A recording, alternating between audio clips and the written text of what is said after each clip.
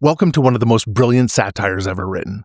In 1837, Hans Christian Andersen was 32 years old and struggling.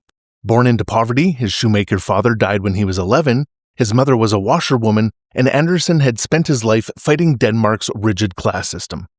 Despite some success as a novelist, he still felt like an outsider looking in at Copenhagen's elite, desperately wanting their acceptance but never quite receiving it. This perspective would prove essential. Who better to expose society's pretensions than someone who had been excluded by them? Here's what most people don't know. Andersen based this story on a 1335 Spanish tale from El Conde Lucanor, but the original was about magical cloth that could only be seen by legitimate sons, essentially about exposing adultery. Andersen's genius was transforming this into something universal. In his version, the cloth is invisible to anyone unfit for their position or hopelessly stupid. With this single change, he created a timeless story about how vanity and social pressure make intelligent people participate in obvious lies. Published on April 7, 1837, the story almost had a different ending. Originally, the emperor simply continued his procession after realizing he was naked. But at the last minute, Andersen added the child calling out, "But he hasn't got anything on!" This addition transformed a clever satire into an immortal parable about innocence speaking truth when all the adults are too corrupted or frightened to do so. The story works because we've all been there.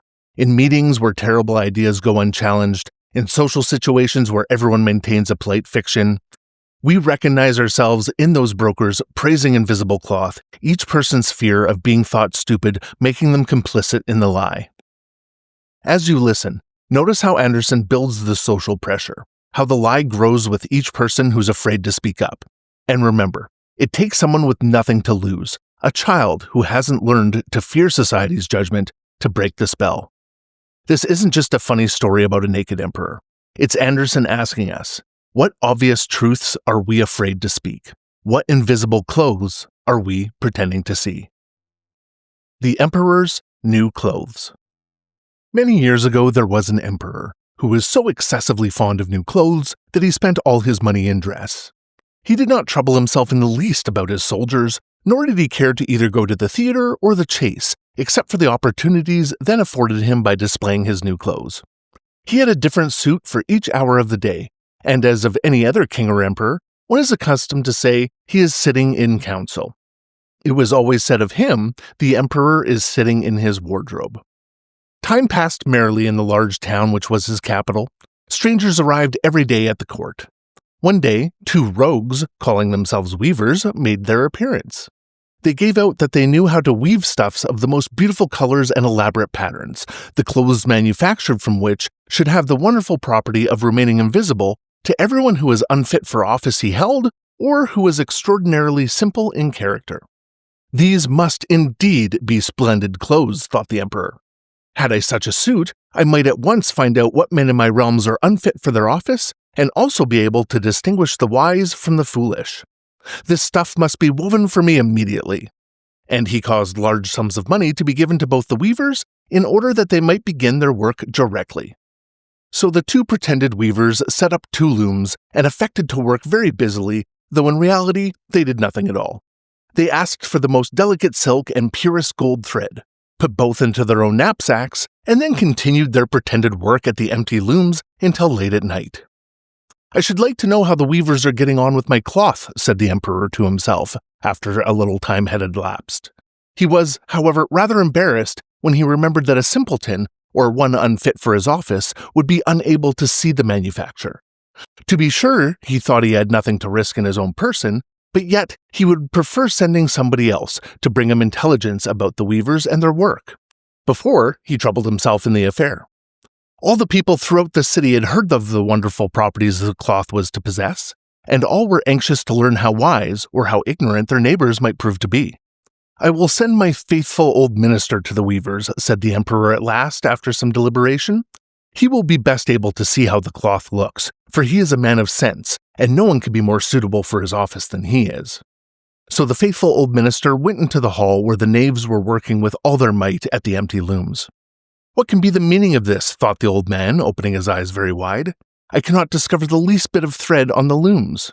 However, He did not express his thoughts aloud. The impostors requested him very courteously to be so good as to come nearer their looms, and then asked him whether the design pleased him and whether the colors were not very beautiful, at the same time pointing to the empty frames. The poor old minister looked and looked. He could not discover anything on the looms, for a very good reason. There was nothing there. What? He thought again. Is it possible that I am a simpleton? I have never thought so myself, and no one must know it now if I truly am. Can it be that I am unfit for my office? No, that must not be said either.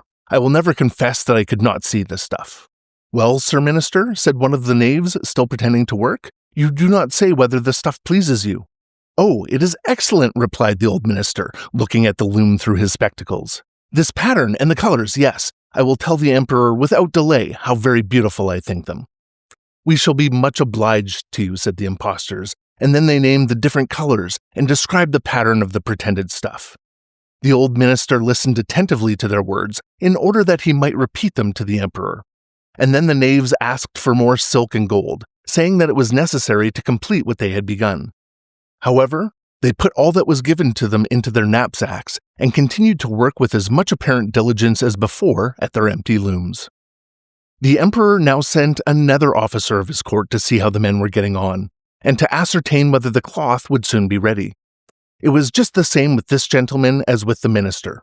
He surveyed the looms on all sides, but could not see anything but the empty frames.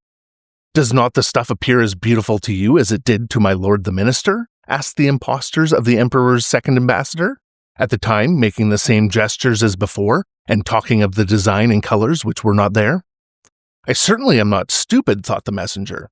It must be that I am not fit for my good profitable office. This is very odd. However, no one shall know anything about it, and accordingly he praised the stuff he could not see, and declared that he was delighted with both colors and patterns. Indeed, please, your imperial majesty, said he to his sovereign when he returned, the cloth which the weavers are preparing is extraordinarily magnificent. The whole city was talking of the splendid cloth which the emperor had ordered to be woven at his own expense. And now the emperor himself wished to see the costly manufacture while it was still on the loom. Accompanied by a select number of officers of the court, among whom were the two honest men who had already admired the cloth, he went to the crafty impostors who, as soon as they were aware of the emperor's approach, went on working more diligently than ever, although they still did not pass a single thread through the looms. Is not the work absolutely magnificent? Said the two officers of the crown already mentioned. If your majesty will only be pleased to look at it, what a splendid design, what glorious colors! And at the same time they pointed to the empty frames, for they imagined that everyone else could see this exquisite piece of workmanship. How is this? Said the emperor to himself. I can see nothing. This is indeed a terrible affair. Am I a simpleton, or am I unfit to be an emperor? That would be the worst thing that could happen. Oh, the cloth is charming, he said aloud. It has my complete approbation. And he smiled most graciously and looked closely at the empty looms, for on no account would he say that he does not see what the two officers of his court had praised so much. All his retinue now strained their eyes, hoping to discover something on the looms, but they could see no more than the others. Nevertheless, they all exclaimed, "Oh, how beautiful!" and advised His Majesty to have some new clothes made from this splendid material for the approaching procession. Magnificent, charming, excellent, resounded on all sides, and everyone was uncommonly gay. The emperor shared in the general satisfaction and presented the impostors with the riband of Order of Knighthood to be worn in their buttonholes and the title of gentlemen weavers. The rogues sat up the whole of the night before the day which the procession was to take place and had 16 lights burning, so that everyone might see how anxious they were to finish the emperor's new suit. They pretended to roll the cloth off their looms, cut the air with their scissors, and sewed with needles without any thread in them. "See," cried they at last, "the emperor's new clothes are ready." And now the emperor, with all the grandees of his court, came to the weavers, and the rogues raised their arms, as if in the act of holding something up, saying, "Here is your majesty's trousers. Here is the scarf. Here is the mantle. The whole suit is as light as a cobweb. One might fancy one has nothing at all on when dressed in it. That, however, is the great virtue of this delicate cloth." "Yes, indeed," said all the courtiers, "although None of them could see anything of this exquisite manufacture. "If your Imperial Majesty will be graciously pleased to take off your clothes, we will fit on the new suit in front of the looking-glass." The emperor was accordingly undressed, and the rogues pretended to array him in the new suit, the emperor turning round from side to side before the looking-glass. "How splendid His Majesty looks in his new clothes, and how well they fit!" everyone cried out. "What a design! What colors! These are indeed royal robes." "The canopy which is to be borne over your Majesty in the procession is waiting," announced the chief master of the ceremonies. "I am quite ready," answered the emperor. "Do my new clothes fit well?" asked he, turning himself round again before the looking-glass in order that he might appear to be examining his handsome suit. The lords of the bedchamber, who were to carry His Majesty's train, felt about on the ground, as if they were lifting up the ends of the mantle, and pretended to be carrying something, for they would by no means betray anything like simplicity or unfitness for their office. So now the emperor walked under his high canopy in the midst of the procession, through the streets of his capital, and all the people standing by and those at the windows cried out, "Oh, how beautiful are our emperor's new clothes! What a magnificent train there is to the mantle, and how gracefully the scarf hangs!" In short, no one would allow that he could not see these much-admired clothes, because in doing so, he would have declared himself either a simpleton or unfit for his office. Certainly, none of the emperor's various suits had ever made so great an impression as these invisible ones. "But the emperor has nothing at all on," said a little child. "Listen to the voice of innocence," exclaimed his father, and what the child had said was whispered from one to another. "But he has nothing at all on," at last cried out all the people. The emperor was vexed, for he knew the people were right, but he thought the procession must now go on, and the lords of the bedchamber took greater pains than ever to appear holding up a train, although in reality there was no train to hold. The end.